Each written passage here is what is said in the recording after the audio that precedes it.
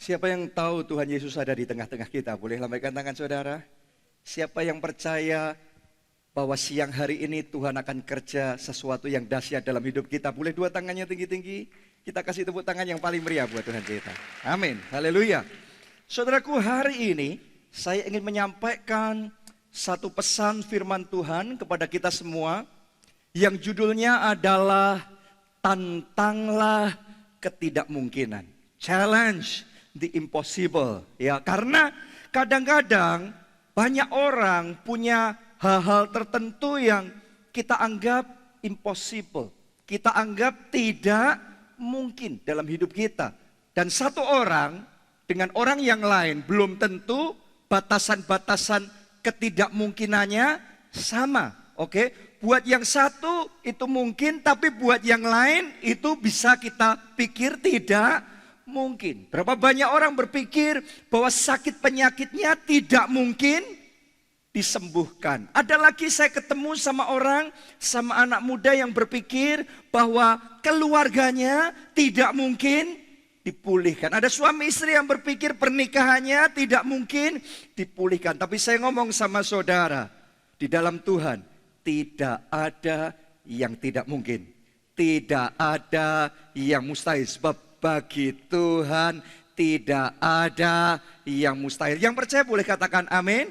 Lebih mantap katakan amin. Boleh kasih tepuk tangannya yang paling meriah buat Tuhan kita. Mari kita baca Alkitab kita dalam Markus pasalnya yang ke-9. Markus pasal yang ke-9 ayat yang ke-23. Mari kita baca bersama-sama, semuanya dengan keras, dengan mantap, dari hati, dengan iman saudara. 2, 3. Jawab Yesus, katamu jika engkau dapat. Apa kata Yesus? Tidak ada yang mustahil bagi orang yang percaya. Berapa banyak orang yang percaya di tempat ini? Tidak ada yang mustahil bagi orang yang percaya. Kata Yesus jelas, nggak peduli batasan ketidakmungkinan apa yang ada dalam benak kita saat ini. Dengarkan sekali lagi saudaraku, tidak ada yang mustahil bagi orang yang percaya. Yesus sendiri yang ngomong sama kita. Yesus sendiri yang mengajarkan kepada kita, tidak ada yang mustahil bagi orang yang percaya. Boleh lihat ke depan sini? Saudaraku, banyak orang tidak menyadari antara mungkin dan tidak mungkin itu cuma ada di dalam pikiran dan hati kita saja. Oke? Itu adanya cuma di pikiran dan hati kita saja. Ada banyak hal yang dulu saudara anggap tidak mungkin, sekarang jadi mungkin. Betul? Jadi batasan ketidakmungkinan itu seringkali berubah dalam hidup kita sendiri. Tapi berubahnya, saya ngomong gini, sesuai dengan takaran iman saudara. Kalau Anda percaya, Yesus ngomongnya, tidak ada yang mustahil bagi orang yang percaya. Katakan amin, tepuk tangannya yang paling meriah buat Tuhan kita. Oh, lebih meriah lagi buat Tuhan kita yang luar biasa. Saya mau ngomong sama saudara, impian saudara bisa jadi kenyataan dalam nama Tuhan Yesus. Kalau saudara percaya, kalau kita percaya. Bahkan dalam ibadah ini, saya mesti ngomong sama saudara, anything can happen. Segala perkara bisa terjadi siang hari ini juga. Kalau ada iman di hatimu, mujizat akan terjadi. Kesembuhan ilahi akan terjadi. Jawaban-jawaban doa akan Tuhan kerjakan dalam hidup saudara. Sebab tidak ada yang mustahil bagi orang yang percaya. Boleh katakan amin, tepuk tangannya sekali lagi yang lebih meriah buat Tuhan kita. Amin. Tidak ada yang mustahil. Beberapa orang di tempat ini berpikir gak mungkin bisa punya rumah sendiri. Tapi Yesus berkata sama saudara, tidak ada yang mustahil bagi orang yang percaya. Kemarin saya baru aja dengar satu kesaksian dari jemaat kita yang baru saja menikah. Secara ekonomi tidak mungkin. Secara keuangan saya tahu betul pasangan suami istri ini pas-pasan. Tapi Tuhan buka jalan dan mereka Tuhan berkati Bukan cuma dengan rumah, tapi rumah juga dengan mobil juga. Saya yakin tidak ada yang mustahil bagi orang yang percaya. Akan ada orang-orang di tempat ini sebelum akhir tahun 2015 ini. Mujizat saudara terima, jawaban doa saudara terima, kerinduan saudara akan diberikan Tuhan dalam hidup saudara. Boleh kita kasih tepuk tangannya yang paling meriah buat Tuhan kita? Saudara tahu nggak kenapa kok saya bolak-balik ajak kita kasih tepuk tangan? Karena itu artinya kita memanifestasikan iman yang ada dalam hati kita. Kita percaya, terima kasih Tuhan, Engkau memberkati aku. Terima kasih Tuhan, Engkau menjawab doaku. Terima kasih Tuhan, karena bagi orang yang percaya tidak ada yang mustahil. Wow, tepuk tangannya lebih meriah lagi buat Yesus yang sanggup mengerjakannya di tengah-tengah kita. Bahkan saya ngomong sama saudara, tidak ada yang mustahil. Keluarga saudara bisa dipertobatkan. Keluarga saudara yang paling menolak, yang paling keras hati, Anda injilin, Anda ajak ke gereja selalu bersikukuh nggak mau. Tapi saya percaya kalau saudara punya iman di dalam Yesus, Roh Kudus akan bekerja. Roh Kudus yang akan jamah hatinya. Dan Tuhan akan buat dia bertekuk lutut dan mengaku Yesus Kristus adalah Tuhan dan Juru Selamat. Berapa banyak dari kita di tempat ini sendiri dulunya juga menolak, betul? Berapa banyak dari kita di tempat ini dulunya juga mengolok-olok.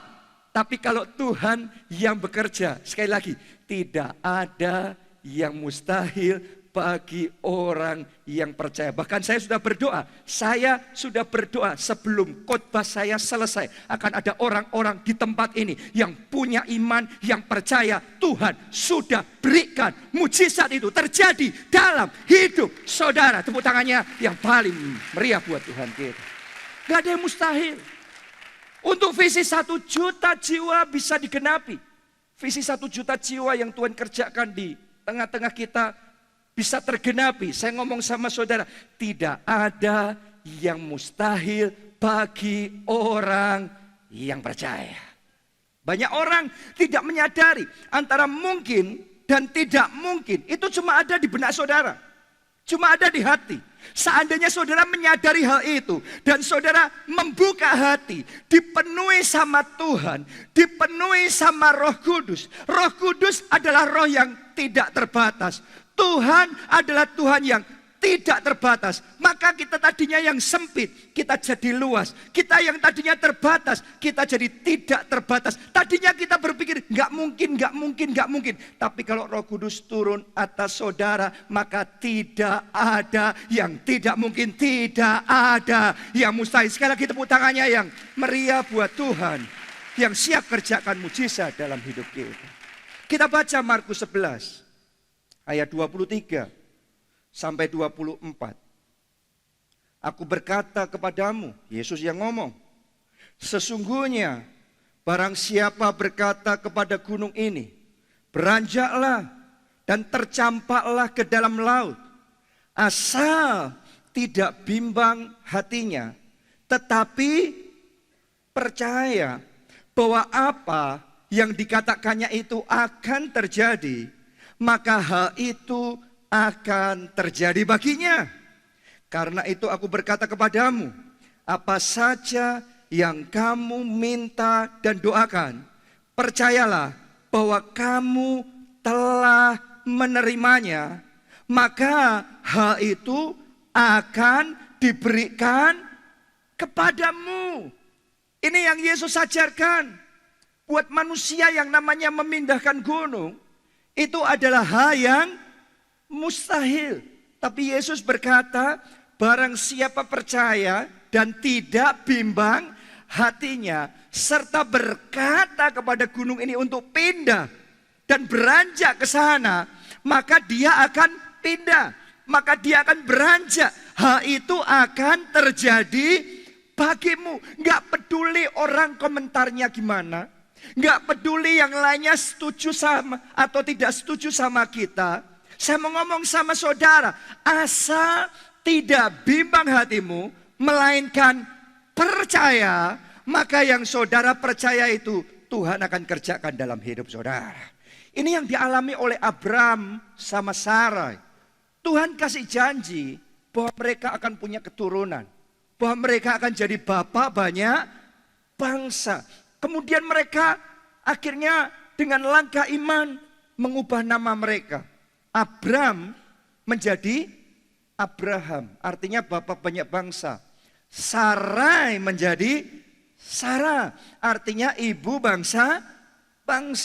Saudaraku, mereka mengambil langkah iman. Saya membayangkan kalau orang hidup di zaman itu, kalau kita hidup di zaman itu, ngerti pasangan suami istri ini sudah tambah tua dan memang sudah tidak mungkin punya anak secara manusia. Terus kemudian merubah namanya sendiri yang artinya bapak banyak bangsa dan ibu bangsa-bangsa. Kebanyakan orang akan berpikir ini mereka sudah stres ini. Ini mereka orang yang sudah frustrasi. Tapi dengarkan baik-baik. Nggak peduli pendapatnya orang lain selama mereka percaya. Yesus ngomongnya begini, asal tidak bimbang hatinya, maka hal itu akan terjadi baginya. Doa saya, iman saudara tidak tergantung pendapatnya orang lain. Doa saya, iman saudara tidak tergantung ciri-cirinya, tanda-tandanya akan membaik atau memburuk. Doa saya, apapun yang terjadi, iman itu tetap kokoh, iman itu tetap teguh, asal tidak bimbang hatimu, maka hal itu akan terjadi dalam hidup saudara. Kesembuhan itu akan terjadi dalam hidup saudara. Pertobatan keluargamu akan terjadi dalam hidupmu sesuai dengan imanmu. Terobosan saudara, berkat saudara akan Tuhan berikan dalam hidup saudara. Tapi percayanya asal tidak bimbang hatinya. Itu juga yang dialami oleh Daud. Diurapi jadi raja oleh Nabi Samuel. Tetapi kakak-kakaknya meragukan dia. Meragukan Daud. Waktu mau menghadapi Goliat malah dimarahin sama kakaknya. Saudaraku, dia dianggap sebelah mata. Dia dianggap remeh karena di keluarga dia paling kecil. Dia paling bungsu. Dia yang paling diremehkan, paling tidak dianggap. Saya mau ngomong begini sama saudara, yang namanya Tuhan tidak dibatasi oleh manusia. Manusia boleh meremehkan kita, manusia boleh merendahkan kita, manusia boleh meragukan kita, yang lainnya boleh semuanya itu. Tapi asal tidak bimbang hatimu, asal tidak ragu hatimu, maka hal itu akan terjadi dalam hidup saudara. Itu iman, iman saudara akan diuji. Ketika saudara percaya akan ada hal-hal tertentu yang berusaha membuat iman kita jadi apa? Ragu, jadi bimbang. Tapi Yesus ngomong gini, saat ujian itu datang, asal tidak bimbang hatimu, melainkan percaya, maka yang engkau percaya itu Tuhan kerjakan dalam hidup saudara di dalam nama Tuhan Yesus.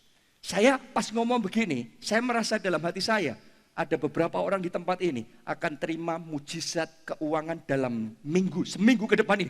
Mujizat keuangan, terobosan keuangan akan terjadi dalam hidup saudara. Boleh katakan amin, tepuk tangannya yang paling meriah buat Tuhan kita. Justru di masa krisis Anda diberkati oleh Tuhan.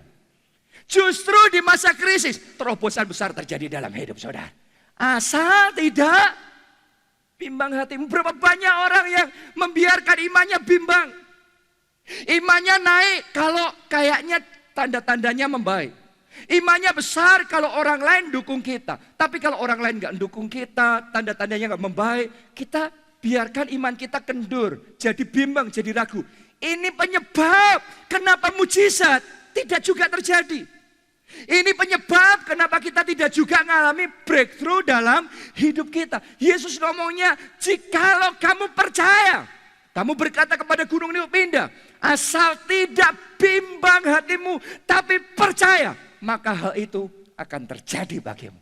Jadi hari ini saya doa di dalam nama Yesus, setiap kebimbangan, keraguan disingkirkan, dilenyapkan dari hati kita. Yang ada adalah iman yang teguh. Yang ada adalah iman yang kokoh. Yang ada adalah kita percaya kepada Tuhan. Sekalipun tidak ada dasar berharap, tapi kita tetap berharap kepada Tuhan. Kalau saudara punya iman seperti itu, maka Tuhan akan kerjakan sesuai dengan iman saudara. Boleh katakan amin, boleh tepuk tangannya yang paling meriah buat Tuhan kita. Amin. Pertama kali gereja kita dimulai 26 tahun yang lalu di kota Solo. Pak Obaja memulai dengan 7 orang. Terus kemudian Tuhan kasih visi. Pada waktu itu Tuhan kasih visi 1000 jemaat. Padahal yang ada berapa banyak? 7 orang. Dan zaman itu gereja masih kecil-kecil. Ya, nggak ada gereja 1000. Tapi Tuhan kasih visi 1000 orang Solo yang dengar Pak Obaja umumin visi 1000 kepada 7 orang. Mereka ketawa dan mereka berkata, Pak Obaja ini orangnya kecil, kok visinya besar-besar, kayaknya nggak cocok, kayaknya nggak pas, dicemooh, diremehkan. Tapi sekali lagi firman Tuhan tidak berubah dulu, sekarang, sampai selama-lamanya. Asal tidak bimbang hatinya, melainkan percaya, maka hal itu akan terjadi baginya. Orang lain boleh nggak setuju 1000 jiwa itu, orang lain boleh mencemooh visi itu. Tapi karena percaya, Pak Obaja percaya, jemaat mula-mula keluarga Allah percaya, maka dari 7 orang jadi 1000. Karena firman Tuhan ya dan amin. Setelah 1000 Tuhan kasih visi yang baru, yaitu 5000 jemaat. Saudaraku, nggak ada gereja di Solo zaman itu 5000 jemaat. Bahkan kemungkinan sampai hari ini untuk gereja Kristen di Solo pun selain gereja kita belum ada yang mencapai 5000 jemaat. Jadi ketika Pak Obaja ngumumin itu, semua orang ketawa, semua orang mengejek. Ya, banyak orang yang berkata, ini kayak cicak mau makan gajah, katanya saudaraku. Karena Pak Obaja kecil, cicak, ya, kok visinya besar kayak mau makan gajah. Tapi Pak Obaja menjawab, kalau saya berjalan bersama Tuhan, pengurapan Tuhan turun dalam hidup saya. Cicak yang kecil pun bisa diurapi Tuhan jadi dinosaurus yang besar. Gajah pun bisa dimakan sampai habis. Dan karena dia percaya, dari 1000 jadi 5000. Tergenapi juga, dari 5000 jadi 10.000. Dari 10.000 jadi 20.000. Sekarang 35.000. Saudaraku, tidak ada yang mustahil bagi orang yang percaya. Jadi ketika kita umumin visi 10.000, karena sudah tergenapi yang dulu-dulu, sekarang banyak yang gak berani ngomong. Dan tergenapi lagi, 20.000, gak ada yang berani yang komentar. Tapi setelah 20.000, nah ini, tiba-tiba Tuhan kasih visi baru, yaitu visi 1 juta jiwa. Begitu visinya keterlaluan besarnya, sekali lagi pencemooh datang dan berkata, ini 1 juta apa-apaan, dan ini dan itu. Orang punya pendapat masing-masing. Mungkin itu cuma slogan yang indah, ya, itu cuma kata-kata yang menyenangkan saja. Tapi mana mungkin jemaat 1 juta jiwa. Tapi hari ini saya ajak kita semua sebagai satu kesatuan gereja untuk percaya bahwa tidak ada yang mustahil bagi orang yang percaya. Kalau Anda percaya, kalau saya percaya, kalau kita percaya, yang mustahil jadi tidak mustahil. Dalam nama Yesus terjadi juga dalam hidup saudara. Yang sekarang kita rasa mustahil, Tuhan akan buat jadi tidak mustahil dalam hidup saudara. Bahkan jadi kenyataan dalam hidup saudara. Sebab tidak ada yang mustahil bagi orang yang percaya. Sekali lagi, berapa banyak orang percaya di tempat ini? Angkat 2 tangannya tinggi-tinggi, kita kasih tepuk tangan buat Tuhan yang akan kerjakan dan sempurnakan iman kita. Karena itu saudaraku, saya ajak kita untuk miliki jenis visi yang tanpa batas. Karena Yesus ngomong tidak ada yang mustahil buat orang yang percaya. Kalau nggak ada yang mustahil buat orang yang percaya, ngapain visinya kecil-kecil? Ngapain visinya biasa-biasa? Miliki visi yang tanpa batas. Karena tidak ada yang mustahil buat orang yang percaya. Saya ingin tantang saudara untuk menantang ketidakmungkinan yang sekarang Anda rasa masih ada dalam benak saudara. Tantang ketidakmungkinan itu. Dalam pengalaman saya belajar begini. Kalau kita berani menantang ketidakmungkinan, maka garis-garis ketidakmungkinan semakin pudar dalam hidup kita. Hari demi hari, ya, saya sendiri merasakan apa yang mustahil dalam hidup saya tantang, saya hadapin. Akhirnya yang tadinya mustahil jadi gak mustahil. Yang tadinya mustahil jadi gak mustahil lagi. Yang tadinya mustahil jadi gak mustahil lagi. Semakin pudar, dia semakin mundur teratur garisnya. Sebaliknya, kalau kita berusaha menghindari yang mustahil-mustahil, kita nggak berani menghadapi yang mustahil, dia akan jajah hidup kita.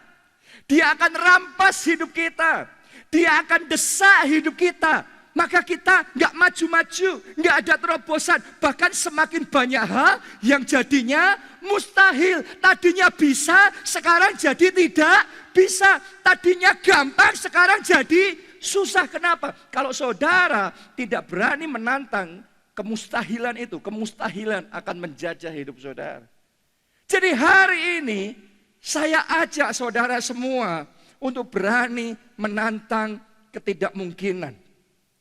Saudaraku, orang yang terus berusaha menghindar dari ketidakmungkinan, semakin dijajah oleh ketidakmungkinan itu.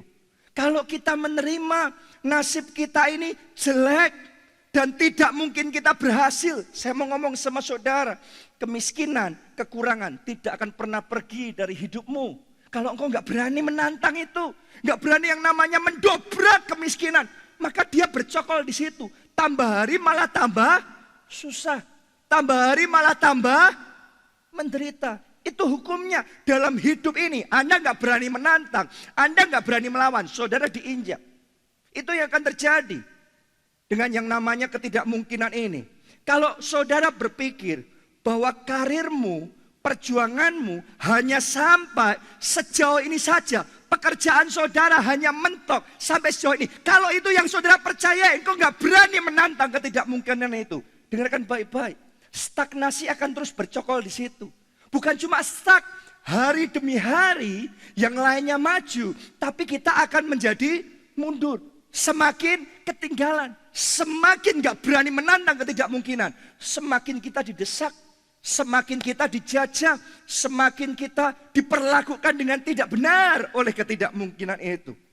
Buat saudara yang sakit, kalau saudara menerima begitu saja, bahwa sakit penyakit saudara nggak bisa sembuh. Hanya karena laporan medis, hanya karena perkataan menurut medis bahwa sakit penyakit nggak bisa sembuh dan kita menerima begitu saja. Ya sudah, maka sakit penyakit itu tidak akan sembuh. Bahkan akan tambah parah, akan tambah menderita, akan tambah susah. Akhirnya kesehatan kita dirampas sepenuhnya, habis semuanya. Buat saudara yang alami ya banyak hal yang ketidakmungkinan.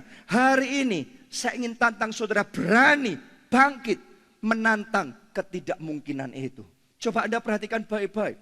Orang yang berhasil adalah orang yang berani menantang ketidakmungkinan. Dia bisa jadi lahir di keluarga yang miskin. Dia bisa jadi dalam keadaan yang tidak baik. Tapi dia percaya bersama dengan Tuhan tidak ada yang mustahil. Yesus Kristus turun ke dunia jadi miskin supaya kita yang miskin jadi kaya. Dia tantang kemiskinan itu. Dia lawan kemiskinan itu. Dia janji sama dirinya sendiri tidak mau hidup miskin selamanya. Dia berjuang, dia percaya bersama Tuhan. Orang yang berani menantang ketidakmungkinan itu, dengarkan baik-baik, kemiskinan akan dikalahkan, kemiskinan akan jadi bulan-bulanan, kemiskinan dipatahkan, digantikan kelimpahan, digantikan berkat, digantikan keberhasilan dalam hidup saudara. Amin. Saya sudah melihat berulang kali jemaat yang tadinya hidupnya susah, tapi enggak menyerah, tapi bangkit, melawan kesusahan, melawan penderitaannya. Sekarang hidupnya berubah luar biasa. Berapa banyak saya juga jumpai orang-orang yang tadinya mengalami sakit penyakit, secara medis rasanya enggak mungkin. Kemarin waktu kita ada Unlimited Conference di Solo, saya ketemu dengan salah satu pelayan Tuhan, Pak Bambang di sini. Ya kemarin saya ketemu di mana ya? Bisa angkat tangan? Pak Bambang sama Bu Bambang. Oh ya di belakang sendiri di sana ya, di dekat tangga sana. Nah saudara orangnya ada di sini. Ya waktu itu sekian waktu yang lalu istrinya ngalami pendarahan di otak. Jadi sudah ngalami begitu banyak hal dan rasanya secara medis tidak mungkin disembuhkan. Sudah tidak mungkin. Kalau sembuh pun pasti akan jadi cacat. Tapi yang luar biasa, dia tidak mau menyerah. Dia percaya bahwa bagi Tuhan tidak ada yang mustahil. Dan dia beriman. Mereka bersatu dalam doa. Maka kesembuhan terjadi. Kesembuhan terjadi. Mujizat terjadi. Gak cacat sama sekali. Sekarang melayani Tuhan. Kemarin ikut Unlimited Conference. Dan dipakai Tuhan untuk bersaksi. Dipakai Tuhan untuk menyelamatkan jiwa-jiwa. Sebab bagi Tuhan tidak ada yang mustahil. Tahu gak saudaraku? Saya ngomong seperti ini. Ya, dari tadi saya terus ngomong seperti ini. Saudara tahu gak apa yang sedang saya lakukan? Saya sedang memerangi roh-roh ketidakmungkinan yang selama ini menjajah hati banyak orang di tempat ini. Setiap kali saya ngomong, bagi Tuhan tidak ada yang mustahil. Bagi orang percaya juga tidak ada yang mustahil. Itu saya sedang gebukin dia. Dan saya berdoa, saudara menyatukan hati dan iman. Kita gebukin bareng-bareng. Sehingga ketidakmungkinan semakin sirna, ketidakmungkinan semakin lenyap. Sebab tidak ada yang mustahil bagi orang yang percaya. Tepuk tangannya yang meriah buat Tuhan kita. Orang-orang yang dipakai melakukan hal-hal besar, terobosan besar. Mereka adalah orang-orang yang berani percaya bahwa tidak ada yang mustahil bagi orang yang percaya. Saya mau cerita sedikit sama saudara tentang kemajuan teknologi yang ada di zaman sekarang ini. Yang membuat pemikiran kita jadi terbuka. Ternyata benar-benar tepat perkataan Tuhan Yesus bahwa tidak ada yang mustahil bagi orang yang percaya. Itu bukan cuma slogan, itu realita. Tidak ada yang mustahil bagi orang yang percaya. Sekarang ini, saudaraku, zaman di mana kita ada krismon terjadi, krisis moneter, ada orang susah makan hidupnya, bahan makanan, harga-harga naik tinggi dan jadi mahal sekali. Tapi saya ngomong sama saudara, nanti di depan Tuhan akan memberikan kepada kita masa depan yang luar biasa. Kelimpahan yang luar biasa. Tahu nggak saudara, saya beberapa waktu yang lalu membaca ya apa yang sedang terjadi di dunia teknologi sekarang ini. Mereka mulai menemukan penemuan-penemuan yang luar biasa. Ya, mereka menemukan tentang yang namanya pertanian vertikal. Selama ini kalau yang namanya pertanian bercocok tanam itu ya di tanah, di bawah. Oke, tapi mereka sekarang sudah menemukan. Jadi mereka bisa tanahnya sedikit, mereka buat bangunan naik ke atasnya, ya. Terus kemudian mereka bisa tanamin dengan macam-macam di sana.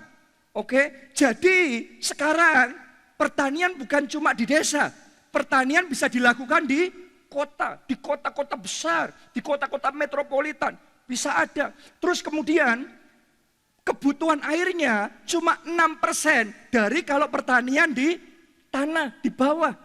6% karena kalau saudara di bawah ya kita siramin airnya cepat hilang. Tapi kalau di situ itu ditetesin di situ aja ya sesuai dengan kebutuhannya aja. Jadi hemat air. Nggak butuh pestisida lagi dan hasilnya jauh lebih banyak. Sekarang sudah mulai dipakai, dipraktekkan. Sedang uji coba di New York, di London, di Singapura, sedang uji coba mereka. Ya, jadi kalau ini berhasil saudaraku, nanti harga bahan makanan jadi lebih rendah. Kenapa? Karena nggak butuh yang namanya ongkos dari desa, nggak butuh transportasi dari desa ke kota. Langsung petani kota jual makanan ke masyarakat kota. Jadi nggak butuh perantara, nggak butuh ini itu. Jadi langsung dan hasilnya melimpah, nggak butuh pestisida. Ini lebih sehat sekali. Jadi makanannya lebih sehat, makanannya melimpah luar biasa dan harganya akan murah sekali. Saya mau ngomong sama saudara, tidak ada yang mustahil bagi orang yang percaya. Boleh kita kasih tepuk tangan yang luar biasa. Jangan sampai orang di luar sana yang belum kenal Yesus percaya bahwa tidak ada yang mustahil yang bisa kita lakukan. Tapi orang Kristen yang disebut orang percaya malah tidak percaya. Saya mau ngomong di tempat ini orang-orang percaya. Percayalah, tidak ada yang mustahil bagi orang yang percaya. Amin. Di dunia pendidikan dengan kemajuan internet sekarang ini, nanti pendidikan akan luar biasa sekali. Sekarang banyak orang bergumul membayar biaya yang namanya biaya sekolah, biaya kuliah, mahal luar biasa sampai nggak terjangkau lagi. Tapi nanti ke depan saudaraku, yang namanya pendidikan kualitasnya akan bagus sekali. Karena ini kemajuan teknologi. Terus nanti akan dibuat kurikulum yang luar biasa dan yang ngajar bukan guru biasa-biasa. Yang ngajar ada guru-guru yang paling berkualitas, guru-guru yang paling top dari seluruh dunia, yang paling ahli di bidangnya masing-masing. Dan semuanya bisa terjangkau dengan harga yang sangat murah sekali. Melalui apa? Kemajuan teknologi. Ya, mereka sekarang bisa sudah buat apa tuh namanya 3D printer. Jadi biasanya kita dulu ngomong printer itu cuma bisa ngeprint kertas, ya. Sekarang mereka bisa ngeprint luar biasa. Sekarang mereka bisa ngeprint rumah diprint. Jadi langsung. Oke, bisa ngeprint apartemen. Tinggal diprint apartemennya. Terus bisa kalau mau buat prototipe untuk mainan-mainan, ya, bisa buat langsung diprint. Jadi besok orang bukan cuma di toko ngelihat, tapi orang cuma beli desain, ngeprint sendiri. Dan hasilnya sangat sempurna, hasilnya sangat bagus sekali. Bahkan mereka sekarang sudah dalam proses uji coba, ngeprint organ tubuh manusia. Jadi kalau rusak tinggal diganti yang baru. Gampang sekali saudaraku. Jadi akan ada kemajuan-kemajuan yang sekian tahun yang lalu dipikir tidak mungkin. Sekarang pun sebagian orang masih berpikir tidak mungkin. Tapi sekarang sedang dalam proses yang tidak mungkin jadi mungkin. Yang mustahil jadi tidak mustahil. Sebab tidak ada yang mustahil bagi orang yang percaya.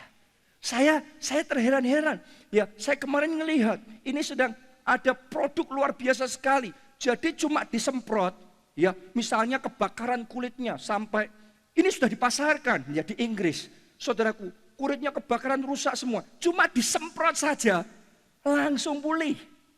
Ada yang kebakaran badan, anak kecil kebakaran badan.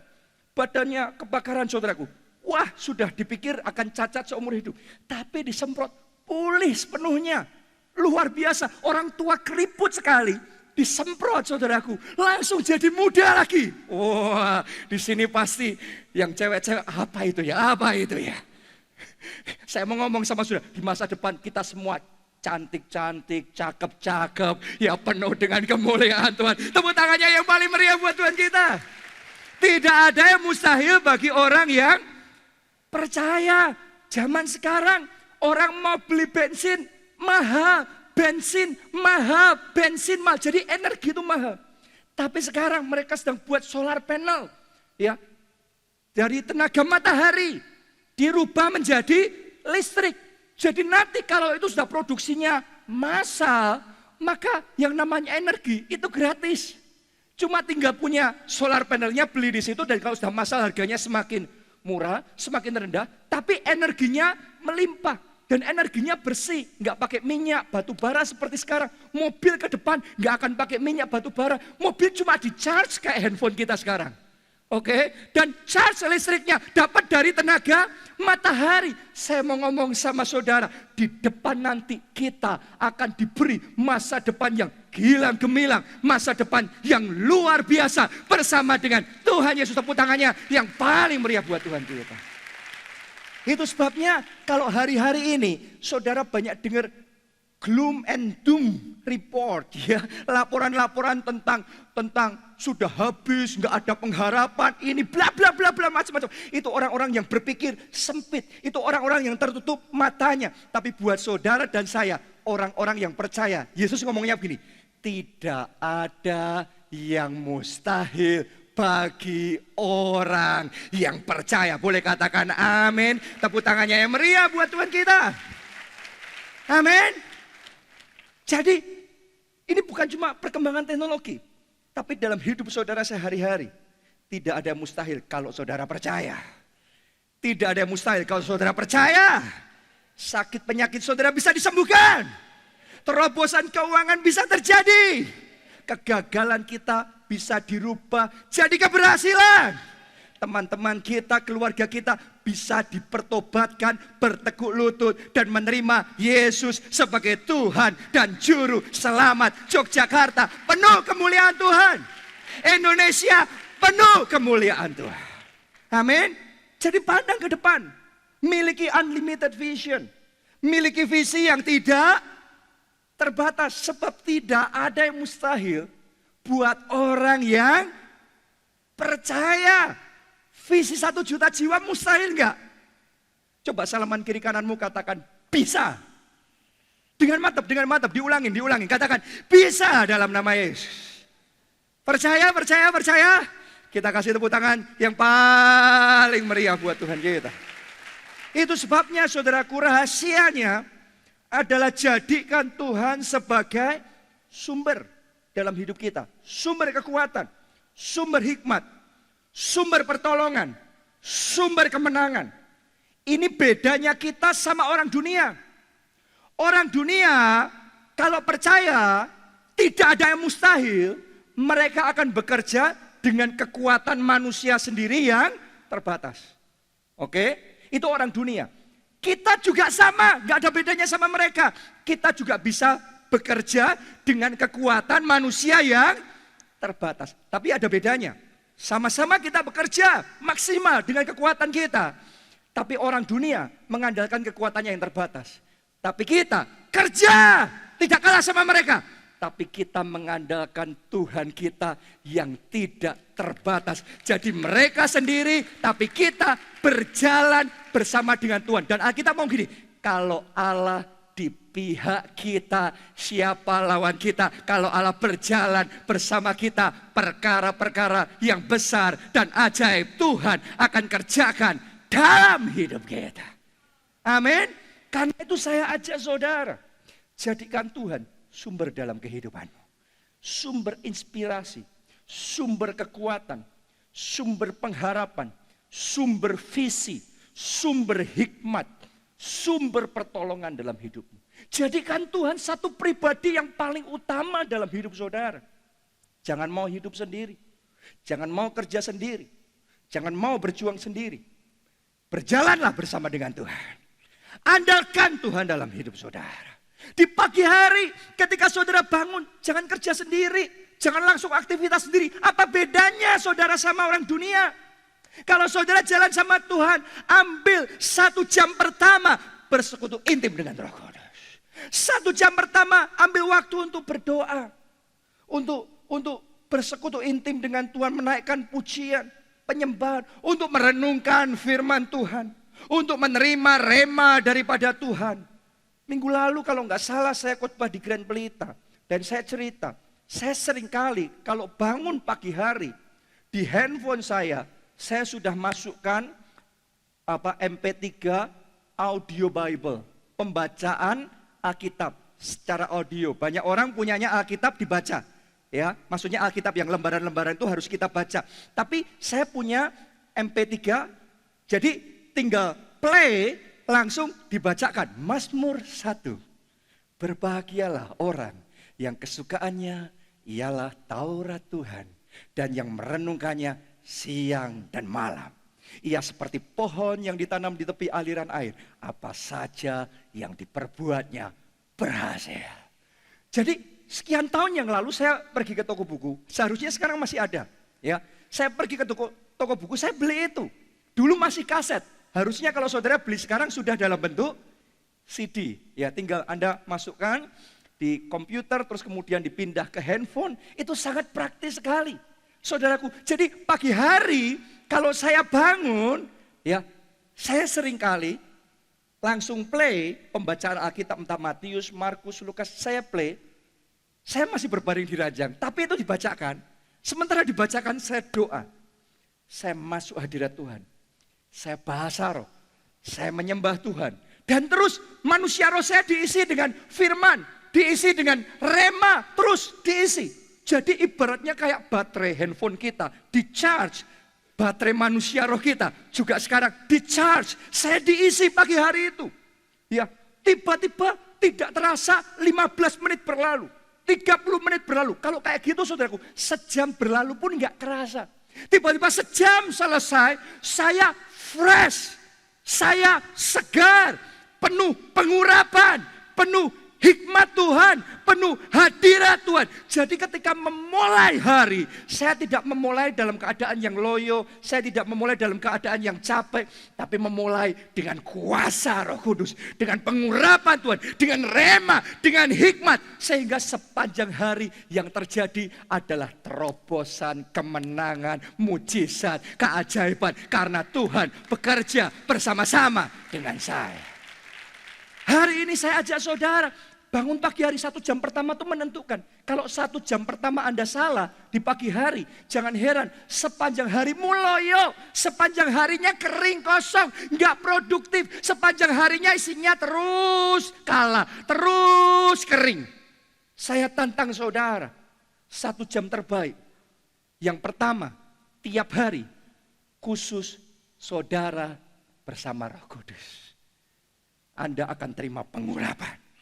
Anda akan terima hikmat. Dan Tuhan akan menyertai hidup saudara.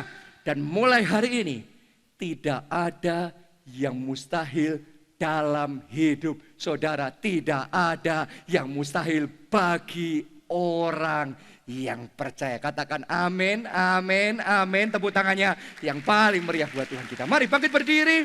Bangkit berdiri, kita datang di hadapan Tuhan. Mulia, mulia.